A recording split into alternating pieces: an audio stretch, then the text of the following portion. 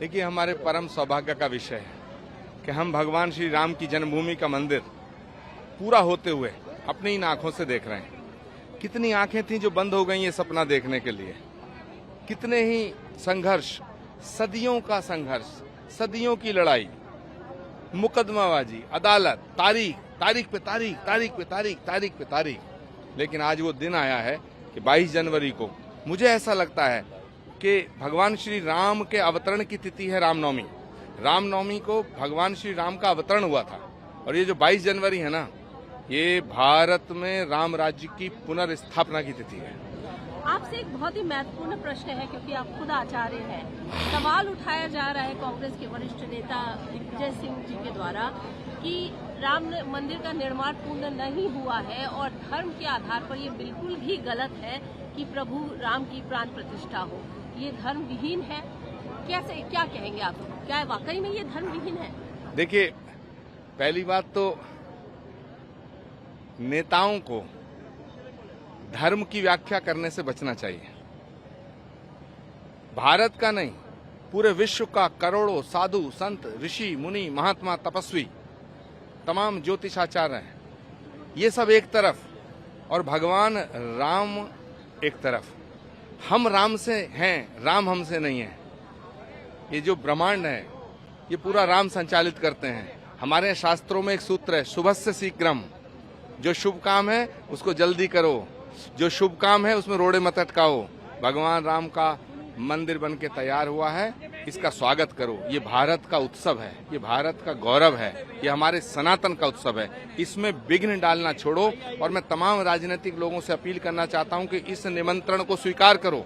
राम सबके हैं, सब राम के हैं। लेकिन स्वीकार तो नहीं किया है, कांग्रेस के वरिष्ठ नेताओं ने स्वीकार नहीं किया। मंदिर के निमंत्रण को स्वीकार करना सौभाग्य का विषय है, मंदिर के निमंत्रण को ठुकराना दुर्भाग्य का विषय। लेकिन आप बताइए, क्योंकि आप इसी पार्टी से ताल्लुक रखते हैं और अब आप कह रहे हैं ये दुर्भाग्य का विषय है, क्या अभी कभी आपने समझाने का प्रयास किया एक वरिष्ठ जन होने के नाते, आचार्य होने के नाते, कि इस तरीके, क्योंकि वो तो साफ तौर पर कह रहे हैं कि बीजेपी जो है वो कुटिलता कर रही है, कुटिल राजनीति कर रही है और ये सिर्फ राजनीति है, इलेक्शन को मद्देनजर रखते हुए राम मंदिर का प्राण प्रतिष्ठा कर रहे हैं, धर्म विरुद्ध।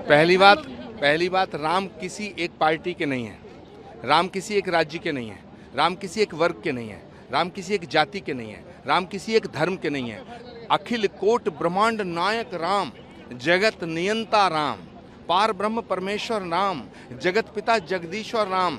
जहां हमारे राम हमारी आस्था के आधार हैं, तो इस पर कोई लेकिन, बट, किंतु, परंतु करना व्यर्थ है, पहली बात। दूसरी बात, मैं सबसे हाथ जोड़ के अपील करता हूं, राम को किसी एक पार्टी तक सीमित मत करो।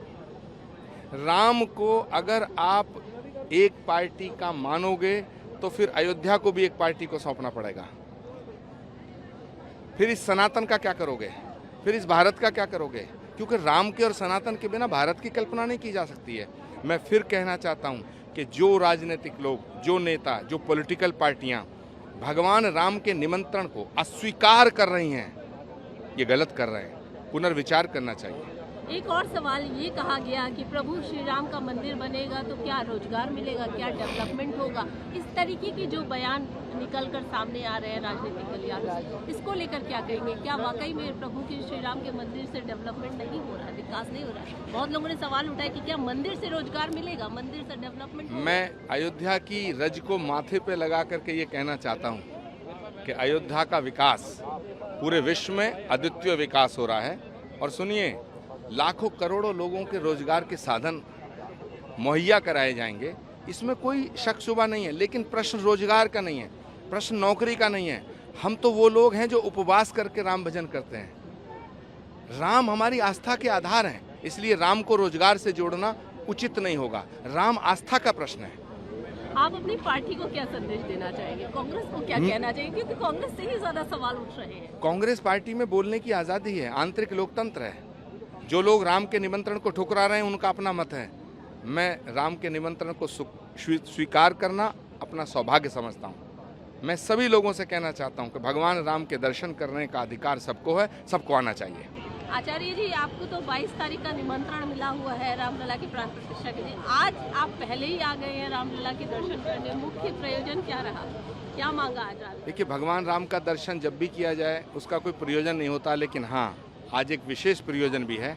आज कांग्रेस की महासचिव आदरणीय प्रियंका गांधी का जन्मदिन है और मैं रामलला से ये प्रार्थना करने आया हूँ कि भविष्य में वो देश की प्रधानमंत्री बने।